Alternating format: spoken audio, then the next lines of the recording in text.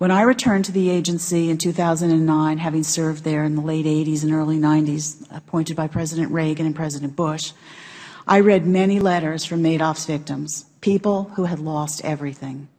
My entire focus was on how to fix the SEC to ensure that another tragedy like Madoff could never happen again, and how to make sure, within the contours of the Securities Investors Protection Act, that we could get the most money to people who were literally losing their homes. The decision to claw back is one of the trustees, not of the SEC's.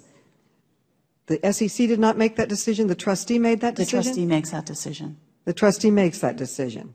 Well, under the statute, Congress mandated that the SEC go into court and enforce the law against SIPC, and that's precisely what I asked Ms. Schapiro to do in my April 2, 2009 letter. And in fact, when Ms. Schapiro testified on July 14th before the Subcommittee on Capital Markets that she was going to do everything in her power to provide the maximum SIPC coverage for all investors, I assumed that she was in fact going to follow my request. But now I've learned that in January of 2009, the SEC had already agreed with SIPC's denial of SIPC insurance to more than half of the victims. When David Becker, your brand new general counsel, first came to you in February of 2009 and said, "My mother had an account with Bernie Madoff," why didn't you ask him any questions about it? Why didn't you even ask simple questions like, how much money?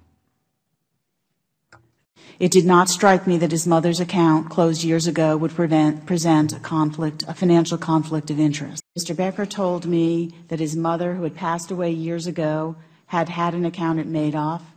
I did not, because the account was closed years before, I did not think that the account of a long-deceased relative would raise an issue of a conflict of interest in Mr. Becker's work. Do you believe that Mr. Becker was sufficiently aware of the need to avoid actual or apparent conflicts of interest? I believe that I want to be very careful. I believe he did what he thought was appropriate and what was required of him, going to the Ethics Council and seeking advice, getting that advice and following it. Do I wish now that he had been more sensitive to the potential for this issue to raise an appearance of a conflict? Yes. Did you suggest that Becker do any research to determine the amount or the character of interest that he had? Okay. Later, when Becker was providing advice about the net equity valuation method, did you direct Mr. Becker to take any actions with respect to this potential conflict of interest? No, because it didn't occur to me that this long-ago closed account would be in any way impacted. I think that you wish that Mr. Becker would have recused himself. Is that because of the fallout? Or do you really believe he should have recused himself? I believe that, as I said, at the time, from my perspective, a closed account from a long-since-deceased relative, it didn't appear to me to raise a conflict of interest. But I believe now, knowing what we know now, not because of the fallout, though that's very real, but because if we could connect the dots and look ahead and see what all the steps would have been, that yes, it would have been appropriate. I think that you are sufficiently aware of the need to avoid actual or apparent conflicts of interest. On my part, yes, I believe I am. But the more significant problem with the conflict of interest that Mr. Becker had is that it had clouded his judgment. The law is absolutely clear that every investor is entitled to SIPC insurance based on his last statement.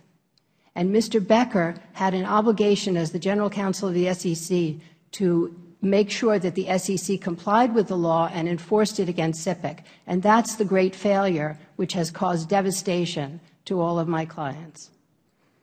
And so to that same degree, when Mr. Becker was filing briefs in court that took recommendations in terms of the net equity position valuation method, you didn't direct Mr. Becker to recuse himself? No. Okay. Okay. I don't disagree with you that if further inquiries had been made, this might have been avoided. I can only say what I said at the beginning is that when he raised it with me, that he'd had a closed account. I didn't know if it had been a net winner account, a net loser account, or anything else from a deceased relative. It didn't raise for me a conflict of interest. But knowing those things now, I wish that we had I wish that Mr. Becker had recused himself, absolutely. As you said, you wish you'd known now what, wish you'd known then what you know now, and had you asked any of these questions then, you would have known it then. That's at the heart of this issue, and that's what's disappointing, and really